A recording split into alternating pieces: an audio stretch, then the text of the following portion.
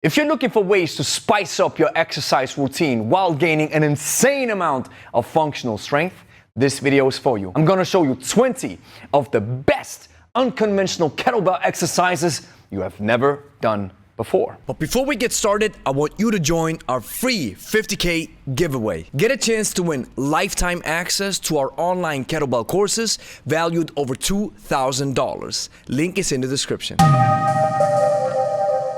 Grüezi miteinander, Gregory von Lebe here. These exercises that I'm about to show you require some advanced skill, so tread carefully. Exercise number 1 is the Kettlebell Mill.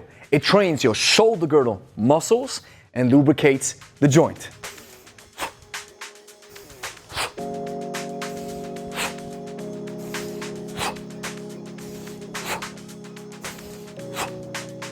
Here's how you do the exercise.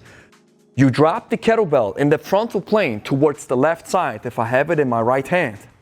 Then you switch the grip by grabbing the kettlebell in the lower part of the handle where the pinky connects with the lower corner. From this position, you let the kettlebell swing. And as it swings, you rotate your arms as it reaches the right side so that the palm is facing towards you. Now, in this position, I lead the kettlebell behind my head, whoom, and then I bring the elbow towards my head with the kettlebell and drop it again.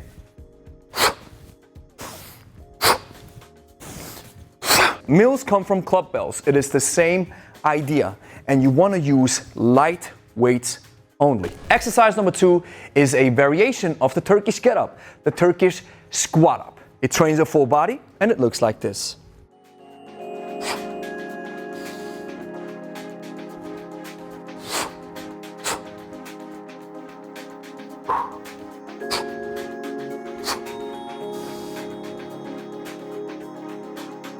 Stand wider than shoulder width apart with your feet pointing to the left and to the right respectively. Go into the overhead squat. Reach through the floor behind you. Bring your left leg to the front. And now you're in the bottom position of the get up. Down on your elbow. Use your right foot as well as your left elbow to distribute the weight along your body so that you can safely go down on your back. Bring your arm back down. Bring the arm back up. Use the right leg again to shift the body weight on your left elbow. Now I sit up, and from this position, I pull my front leg in so that I can get ready for an overhead squat. From this position, I have to shift the body weight a little bit so it's inside my center of mass. And here's where I finish. Exercise number 3 is the single leg deadlift. It trains your posterior chain, isolates the leg, and works a little bit on your balance.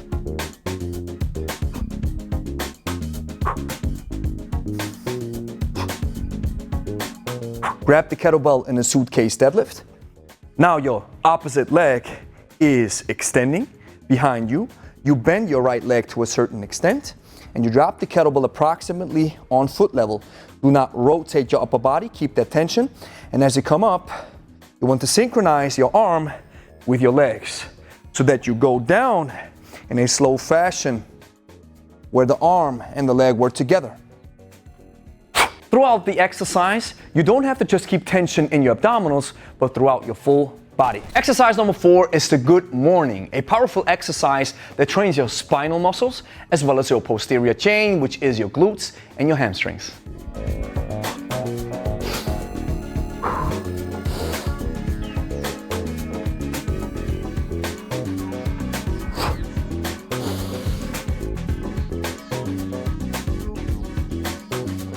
Swing the bell up, grab it by the horns, tilt it on its head, rotate the bell around your head. Now the kettlebell sits between my shoulder blades. And as I'm coming forward, I breathe in to keep tension. And when I come up, I exhale. Exercise number 5 is the Farmer's March. This works your grip strength as well as your abdominal muscles.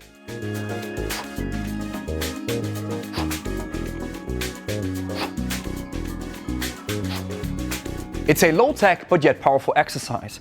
Grab the kettlebell in a suitcase deadlift, and as you lift one leg off the floor and bend the knee, you want to keep that for a second. This is how your body has to stabilize itself, so it's also a great balance exercise. As you lift the knees up, keep the tension throughout your whole abdominal area.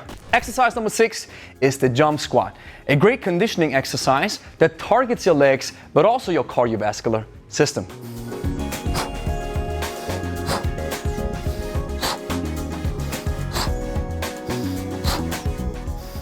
Now, even though all exercises are rather reserved for advanced folks, like I mentioned in the beginning, jumping exercises require a bit more attention. First, we have to understand how to jump with our body weight only. I'm hinging, bending the knees, going down to the squat, and as I come up, I go into that so-called triple extension, extending the ankle joint, the knee joint, as well as the hip joint.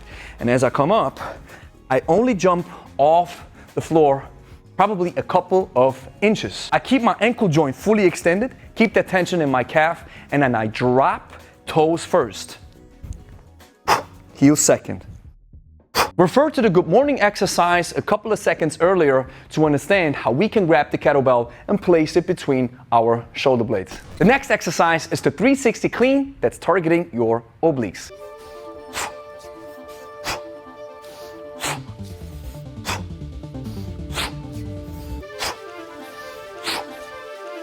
On a side note, I used to be skeptical towards the 360 clean. However, since my understanding of mace training has grown to a certain extent, I understand that this 360 clean is nothing less than a front swing.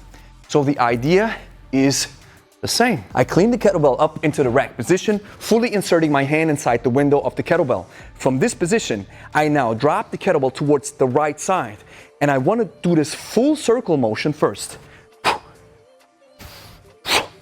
Once I've mastered this, understanding this frontal plane, I want to pull the kettlebell from this position into a so-called vertical pull, insert my hand and rack it back into my original position.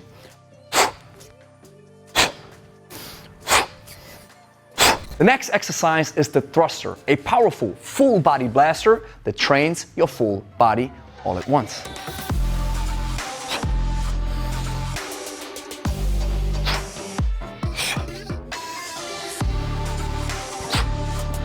Again, inserting your hand inside the window of the kettlebell, elbow close to the body, go down into a rack squat, knees out, chest up, and from this position, I fully extend my joints, and as I come up, I use the thrust and the power from my legs to bring the kettlebell straight into the top fixation and bring it then back down into the rack. Let's now follow up with the rack squat, which is part of the thruster that we just did previously. A great exercise that trains your legs as well as your abdominal area and also part of your shoulder.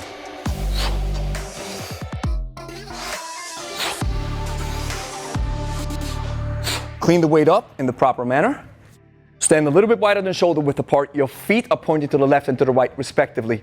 And before I go down into the bottom of the squat, I have a passive rack position where the elbow connects with my iliac crest of my hip or part of my stomach.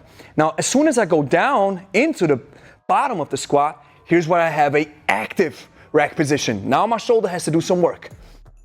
And as I come up, I want to fully extend my joints and bring the elbow back into the original passive rack position. Next up is the rack reverse lunge. Similar concept in the rack squat.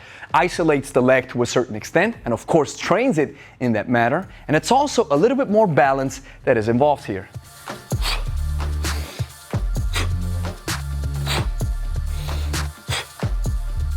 Throughout the reverse lunge, you want to imagine that you're standing on tracks with the shoulder width stance throughout the whole exercise instead of standing on a tight rope. Clean it in a proper manner.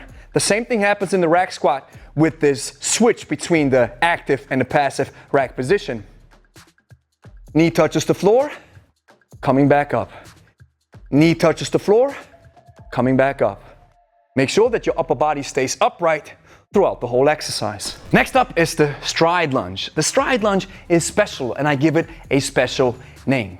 I've learned from Dr. Michael Yesses, who's one of the most prolific biomechanists out there, that a lunge should always include a big stretch of your hips. This stretches and strengthens all of the muscles that are attached to your hip. Merry Christmas. Merry Christmas. Here's why I'm calling it stride lunge. You don't want to take a step, we want to take a huge stride. And here's where the stretching happens. The knee that's behind you doesn't touch the floor, but you go as far down as you can, as far as your hip mobility allows. From this position, I don't take one step back because it's too far of a step, so I take 2 or 3. 1, 2. And I rack the kettlebell in the same way like I would do in a rack squat or in a rack reverse lunge. Number 12, the almighty overhead squat. An exercise that trains so-called straight arm strength, where your shoulder is involved, your arms is involved, your bones are involved, where the weight has to be stabilized overhead in a solid manner as you go down into a squat, which of course trains your legs.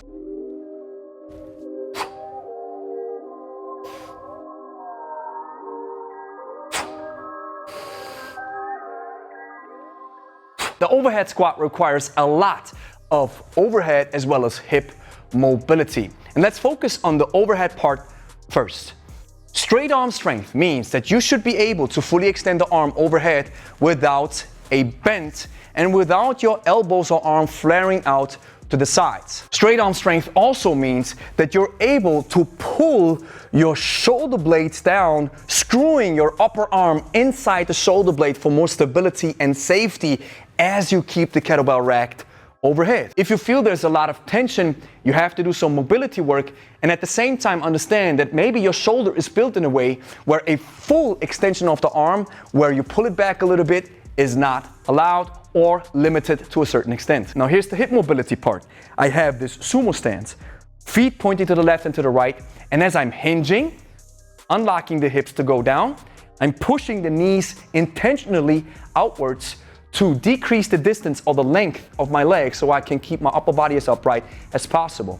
This has to do with some sort of hamstring mobility, with lat mobility, because this is the big back muscle that's pulling on your hips, as well as you have to have some solid thoracic extension. If you walk around like this all day, this is going to be very tough. You need to be able to push the chest out. Racking the kettlebell overhead is in the same manner as you would rack it in the rack position, where your hand is fully inserted inside the window of the kettlebell. Next up, we have the double-handed clean, which suits itself well if you're working with a fairly heavy weight. Your arms are involved and of course also your hips.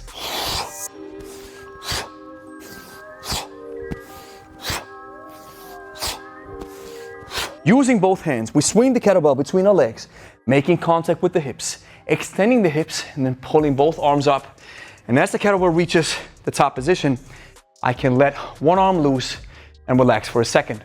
As I drop it back down, I have to use my other hand as well to go back into the backswing. Here's one of the limitations of our powerful and beautiful Superflow competition kettlebells, which are our own brand. You want to buy one? You'll find the link in the description. The handle is not so big, so if you have large hands like I have, it's not as comfortable. Next up is the half snatch, which again is a full body exercise. Many people actually don't know that the snatch is one of the most advanced exercises that you can do with a kettlebell, and therefore many people shy away from it. However, the half snatch takes one important step of the full snatch out of the equation, which makes it easier for beginners to learn.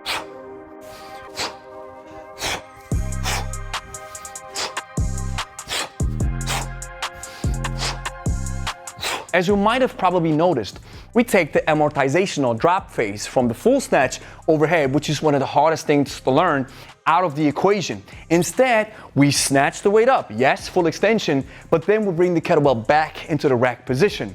So I have to use a lot of power in my hips, leverage my upper body a little bit, insert my full hand inside the window of the kettlebell, bring it back into the rack, and then down, back, up. Exercise number 15, the windmill, which can be categorized as a mobility exercise for your hips, but it's also a great strengthening exercise for your posterior chain as well as your abdominal muscles.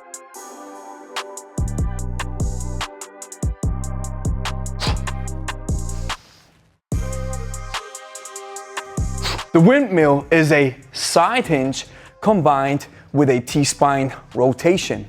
And it works that cross-body stabilization that many people desperately need. I snatch the bell overhead, properly inserting my hand inside the window of the kettlebell, shoulder width stance. Now I show you to you from an angle that is better for you to understand. Now I point both of my feet towards the left side. Now I can side hinge, pushing the hips to the right side.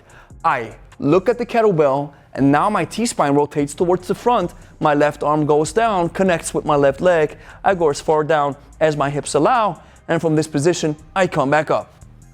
Yet again, we have that element of straight arm strength, which takes some time to master. The next exercise is a low-tech exercise that we call the farmer's life. A great stabilization exercise for your full body. It is again straight arm strength, but it also works your abdominal muscles as well as one of those muscles who's responsible, if it is weak, for a lot of back pain. The farmer's life is a powerful variation of the farmer's walk. So I start in that suitcase walk. Then as I turn around, after I've covered the distance that I want to, clean the weight up, clean walk. Again, I've covered the distance, waiter's walk. And after I've covered the distance again, I can dismantle the exercise back into the clean, and then finally back down into the suitcase position. Next up is the dead squat, which from afar looks like a combination of a deadlift and a squat. Actually, it is a combination of a power clean into a goblet squat. Again, like the kettlebell usually does it, this is a full body exercise that trains your whole body.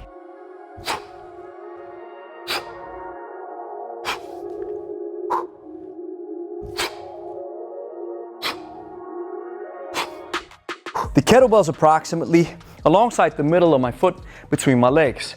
I hinge, straight back, grabbing the kettlebell. Now I pull the kettlebell up into the power clean position, grabbing it, boom, by the horns.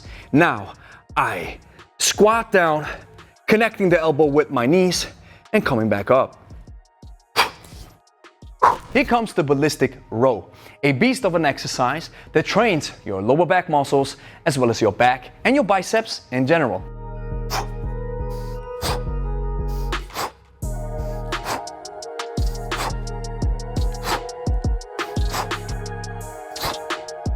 You have a shoulder width stance, the kettlebell's in front of you, and you move between these two positions where you are in a deadlift, where the knees are bent, and we're hinging, and now I'm in that slightly soft position of hips and knees in the final point as I pull the kettlebell up. It is a synchronization between pulling the arm up and softly extending the joints, and as I'm extending, I'm switching sides at the top of the exercise where the kettlebell is approximately on chest level. Along comes the bell reach push-up, which is a beast of an exercise for your chest. If you're tired of floor presses, give this one a shot. It is a slightly easier version than the one-arm push-up, but it's still very difficult.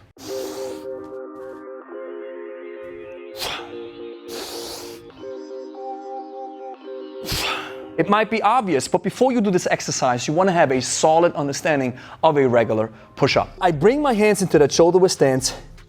My feet are on their toes. I have tension throughout the whole body. Now, as I reach the window of the kettlebell, I want to slice my hands through it. I have to bend my left elbow in that regard at the same time. That's why it is so difficult. A lot of tension, a lot of stabilization, and I have to be able to just focus on that left arm to stabilize my body. Now, of course, as you reach the window of the kettlebell, you can press on it a little bit, but your left side has to do most of the work. And exercise number 20, the final one, is the thrust jerk. This exercise has been evolved from the thruster, so it's a great full body exercise. Yet we want to add a second dip or a jerk where we have to do a little bit more coordination.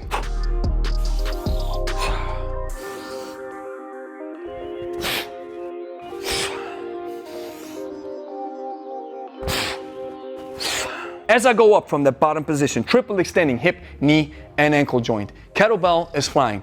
As it reaches the apex, I drop into the second dip, bending the knees, hinging a little bit, and then I fully extend the joints and finalizing the exercise in the top fixation. Bonus exercise, the rocket lunge, a variation of the reverse lunge. I saw Angie do this, and I was like, wow, that's interesting and powerful, and I had to give it a name. This is what it looks like.